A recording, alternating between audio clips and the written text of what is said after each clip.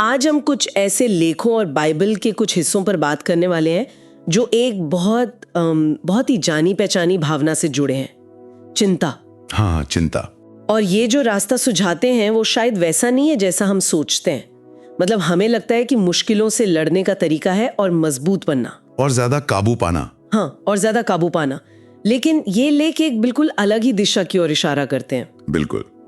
देखिए, इन सभी लेखों का जो सार है वो एक बहुत गहरे विचार में छिपा है कि इंसान होने की अपनी कुछ सीमाएं हैं और कभी-कभी असली ताकत अपनी सीमाओं को स्वीकार करने में ही मिलती है।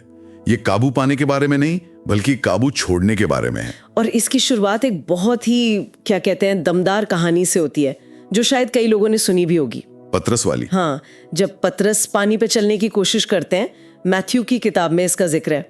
सब कुछ ठीक चल रहा होता है जब तक कि वो अपने आसपास की लहरों और तेज हवा को नहीं देखते। हाँ। और जैसे ही उनका ध्यान यीशु से हटकर तूफान पर जाता है, वो डर जाते हैं और डूबने लगते हैं। और उस घबराहट में वो बस चिल्लाते हैं। हाँ, बस चिल्लाते हैं, प्रभु मुझे बचाओ। और यहाँ जो बात सबसे ज्यादा गौर करने वाली है वो है यीशु का जवाब। हाँ। उन्होंने पतरस को डांटा नहीं कि तुम्हारा विश्वास कहाँ गया या कुछ और। नहीं, उन्होंने फौरन अपना हाथ बढ़ाया और उन्हें पकड़ लिया। इन लेखों का यही एक केंद्रीय संदेश है कि मदद पुकारने पर मिलती है, हमेशा मिलती है। ये एक बुनियाद तैयार करता है कि जब आप अपनी सीमा तक पहुंच जाते हैं तो वहां से एक नया रास्ता शुरू होता है। और ये जो संघर्ष है ये सिर्फ बाहरी तूफानों का नहीं है ना? नहीं, बिल्कुल नहीं। ये लेख एक बहुत दिलचस्प बात कहते हैं कि हमारी लड़ाई सिर्फ बाहरी दुनिया में नहीं है। इफिसियों की किताब में एक जगह लिखा है कि हमारी असली जंग लोगों से नहीं बल्कि एक आध्यात्मिक अंधकार से है, कुछ अनदेखी ताकतों से। हाँ, ये संघर्ष को एक बिल्कुल नया आयाम देता है। ये कहता है कि आपकी नौकरी की परेशानी या रिश्तों की उलझनें वो तो बस सतह पर हैं। असली लड़ाई एक गहरे स्तर पर चल रही है। और इसी सिलसिले में एक बुरे दिन का भी जिक्र आता है। हाँ, ये बुरा दिन, ये क्या है? क्या ये बस एक खराब दिन है जब सब कुछ गलत हो रहा हो? इन लेखों के नजरिए से देखें तो बुराई या बुरा दिन कोई शैतानी ताकत नहीं, बल्कि ईश्वर की मौजूदगी की कमी है। अच्छा। ये वो स्थिति है जब कोई व्यक्ति ईश्वर से कटा हुआ महसूस करता है। यशायाह की किताब में लिखा भी है कि इंसान के अपने ही काम उसे ईश्वर से दूर कर देते हैं। और रोमियो की किताब में एक और दिलचस्प बात कही गई है। कौन सी? कि विश्वास के बिना किया गया कोई भी काम पाप है। तो इन लेखों के हिसाब से हमारी परेशानियों की जड़ ईश्वर से ये दूरी ही है। सही बात है। तो अगर समस्या ईश्वर से ये दूरी है तो फिर सवाल उठता है कि इस दूरी को खत्म कैसे किया जाए। वही तो, क्या ये लेख कोई रास्ता सुझाते हैं? बिल्कुल। और यहाँ एक और कहानी बहुत मायने रखती है। लूका की किताब में यीशु क्रूस पर चढ़ाए जाने से ठीक पहले अपने शिष्य साइमन यानी पतरस से कहते हैं, शैतान ने तुम्हें गेहूं की तरह फटकने की इजाजत मांगी है। ये सुन के ही घबराहट होती है। कितनी डरावनी तस्वीर है ये, है ना? लेकिन यीशु आगे जो कहते हैं वही उम्मीद की किरण है।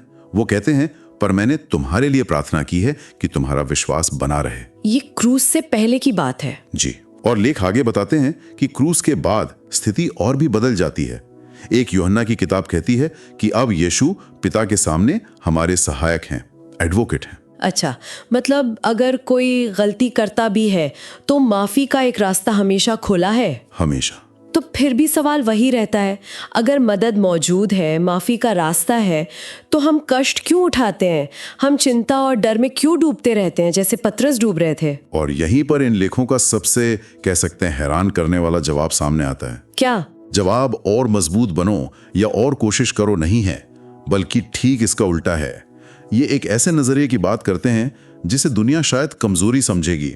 कमजोरी? हाँ, लेकिन इन लेखों के हिसाब से यही असली ताकत की चाबी है, विनम्रता। विनम्रता शब्द सुनते ही ज्यादातर लोगों के दिमाग में एक दब्बू या चुप रहने वाले इंसान की तस्वीर आती है, पर मुझे नहीं लगता कि इन लेखों का मतलब वो है। आपका सोचना बिल्कुल सही है। इन लेखों में बताई गई विनम्रता निष्क्रियता नहीं है। तो फिर क्या है? ये एक बहुत ही सक्रिय और जानबूझकर उठाया गया कदम है। एक लेखक इसे वजन का कट्टर हस्तांतरण कहता है। वजन का कट्टर हस्तांतरण, ये तो बहुत दिलचस्प है ना? सोचिए, आपके कंधों पर बहुत भारी बोझ है, आपकी चिंताएं, आपके डर। विनम्रता का मतलब है उस बोझ को लेना और जानबूझकर उसे ईश्वर के कंधों पर डाल देना, इस विश्वास के साथ कि वो इसे संभाल सकते हैं। बिल्कुल। ये वजन का हस्तांतरण वाली बात बहुत दमदार है। इसका मतलब है कि ये एक एक्शन है, चुपचाप सहना नहीं।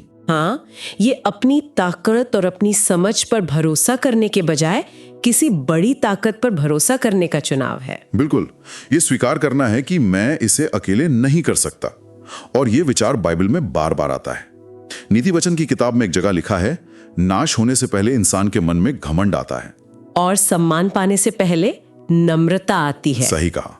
और जेम्स की किताब में भी लिखा है, परमेश्वर घमंडियों का सामना करता है पर दीनों पर अपनी कृपा करता है। तो विनम्रता एक तरह से उस कृपा को पाने की एक शर्त बन जाती है। ये ऐसा है कि आप दरवाजा खोल रहे हैं ताकि मदद अंदर आ सके। बहुत अच्छे से कहा आपने। आप कृपा को कमा नहीं सकते, लेकिन आप खुद को ऐसी स्थिति में रख सकते हैं जहां आप उसे ग्रहण कर सकें। और ये कमजोरी का प्रतीक बिल्कुल नहीं है। नहीं। मैथ्यू की किताब में यीशु कहते हैं, धन्य है वे जो नम्र हैं, क्योंकि वो पृथ्वी के अधिकारी होंगे। यहाँ जिस शब्द का अनुवाद नम्र किया गया है, उसका एक मतलब नियंत्रित शक्ति भी होता है। नियंत्रित शक्ति जैसे एक बहुत ताकतवर घोड़ा जिसे लगाम से काबू में रखा गया हो। शक्ति तो है, पर वो घमंड में नहीं बल्कि नियंत्रण में है। वाह, ये तो विनम्रता की पूरी परिभाषा ही बदल देता है।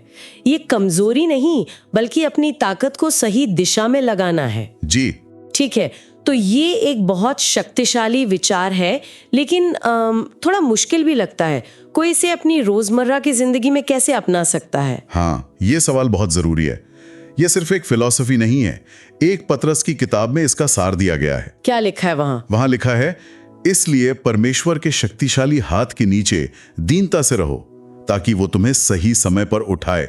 और फिर अपनी सारी चिंता उसी पर डाल दो, क्योंकि उसको तुम्हारी परवाह है। इसमें दो बातें साफ है। पहला, विनम्र रहना, और दूसरा, अपनी चिंताओं को सौंप देना। और ये दोनों एक ही सिक्के के दो पहलू हैं। हाँ, लगते तो है। आप अपनी चिंताएं तब तक नहीं सौंप सकते जब तक आप विनम्र ना हो। जब तक आपको लगता है कि मैं सब संभाल लूंगा, तब तक आप बोझ खुद ही उठाए रखेंगे। सही बात है।